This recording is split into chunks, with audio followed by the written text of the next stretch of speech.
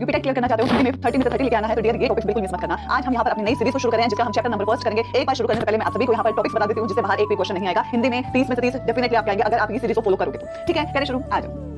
Hello everyone, this is Shivani, welcome back to YouTube channel education classes. So dear, आज इस video में हम detail में एक बार पूरा का पूरा कॉन्सेप्ट समझ लेते हैं। यहाँ पर क्या है, यूपीटेक के अंदर हिंदी के जो भी क्वेश्चंस आते हैं 30, उसमें जो टॉपिक रिपीटेडली बार बार पूछे जाते हैं, आज तक जो बार पूछे गए डियर, मैंने उनको एनालाइज करके लिख लिया है और यहाँ पर बच्चों को पीडीएफ भी दे दी गई है। लेकिन एक बार मैं यहाँ पर आज हम चैप्टर नंबर फर्स्ट स्वर और व्यंजन को करना शुरू कर रहे हैं, जिसमें आज हम स्वर समझेंगे, कल हम व्यंजन समझेंगे, क्योंकि एक ही वीडियो में दोनों को समझेंगे तो बहुत ज्यादा यहाँ पर क्या है, थोड़ा सा कंफ्यूज है। यूपीटेक में रिपीटेडली जो हमारे टॉपिक्स हैं वो है हमारे। ठीक है, आप देखो हमारे जो हिंदी के 30 क्वेश्चन आते हैं ना यूपीटेक में, उनको 3 हिस्सों में बांटा है। पहला तो आपका आता है अनसिन पैसेजेस, दूसरा आता है व्याकरण क्वेश्चन, तीसरा आता है हिंदी साहित्य। ठीक है, 5 से 6 क्वेश्चन हिंदी साहित्य के देखने को मिलते हैं यूपीटेक के अंदर। तो यहाँ पर ये देखो हमारा मैंने अच्छे से एनालाइज किया कि अनसिन पैसेज से 5 क्वेश्चन आ जाते हैं, 5 मान लो यहाँ पर साहित्य के आते हैं, तो डियर 10 को हटा दो तो यहाँ पर 20 क्वेश्चन अभी भी क्या व्याकरण के हैं, जिसके अंदर थोड़ी सी क्या है हिंदी भाषा से रिलेटेड बोली वगैरह, उनके भाषा परिवार, थोड़ा सा हिंदी साहित्य यहाँ पर भी ऐड है, लेकिन ये हिंदी साहित्य नहीं कहा जा सकता, ये हिंदी भाषा का इतिहास से रिलेटेड कुछ क्वेश्चन हमारे व्याकरण में मिक्स है। ठीक है, इन 20 क्वेश्चन में 2-3 क्वेश्चन है, बाकी सारे जो बचे हुए क्वेश्चन है वो सारे के सारे व्याकरण है, जिसके अंदर मैंने बिल्कुल क्या है एनालाइज किया। तो डियर सबसे पहले आप देखो टॉपिक आपको दिख रहा है उच्चारण स्थान। उच्चारण स्थान का मतलब है स्वर और व्यंजन में जो हम व्यंजन है उनका उच्चारण कहां से होता है, क्या वो नाक से निकलते हैं या फिर क्या होस्ट से निकलते हैं या मूर्ध है, ये सारी चीजों के बारे में डिटेल में हम व्यंजन वाली कल वाली क्लास में समझेंगे। आज हम समझेंगे स्वर क्या होते हैं। तो बेसिकली ये क्वेश्चन रिपीटेडली आते हैं कि उच्चारण बताओ, अगर एक वर्ड लिख दिया व्यंजन, ये कहां से उच्चारित हो रहा है, तो आपको ये क्वेश्चन 2 से 3 हर बार पेपर में देखने को मिलता है। तो ये कल वाली क्लास कंप्लीट होते हैं आपका पूरा क्लियर हो जाएगा। परसों मैं क्वेश्चन पे करवाऊंगी कि कौन से क्वेश्चन आए थे, कैसे थे, वो सारा का सारा टॉपिक बिल्कुल समझ में आ जाएगा बहुत इजी वे में।